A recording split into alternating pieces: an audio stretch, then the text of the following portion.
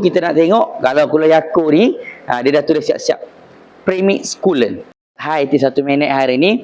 Okey, hari ni saya nak jawab.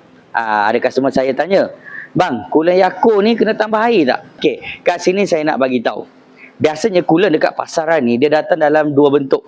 Satu concentrate, satu lagi premix. Untuk yang jenis concentrate ni memang kena tambah air lah. Contoh coolant Toyota. Coolant Toyota long life. Long life coolant lah. Kalau super long life tu biasa dia datang dalam bentuk premix.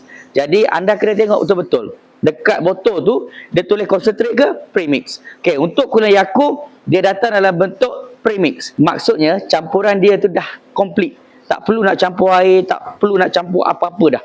Kat sini saya nak tunjuk. Jom. Contoh coolant tu kita nak tengok kalau Coolant Yakult ni dia dah tulis siap-siap premix coolant. Maksudnya dia dah siap campuran dia dah perfect dah. Jadi kalau coolant ni kurang ke apa ke kita nak top up. Contoh top up lah dengan coolant yang sama brand, yang sama spek lah. Okey, lagi satu orang tanya saya, "Bang, kalau saya beli Coolant Yakult ni cukup ke satu botol dia ni?" Okey, kat sini tengok. Coolant Yakult ni dia datang dengan 5 liter. Untuk 5 liter ni kalau kereta-kereta Malaysia insya-Allah cukup.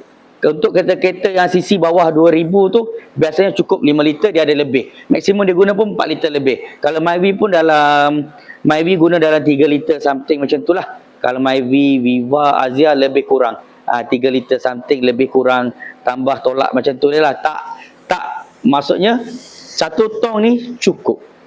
Dan cukup untuk masuk dalam spare tank sekali. Sebab tu saya kata jangan bimbang. Anda beli Coolant Yakult ni cukup beli satu botol ni. Satu botol ni harga dia RM145 untuk 5 liter. Bukan 1 liter, 5 liter. Dan tak perlu campur air dah.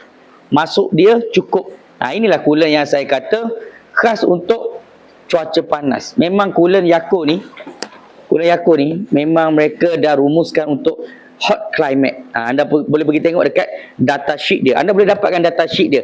Dia punya data-data memang ada. Boleh cari dekat Google tu. Memang tak ada masalah. Kalau anda nak beli yang ni, saya boleh post untuk anda. Tak ada masalah.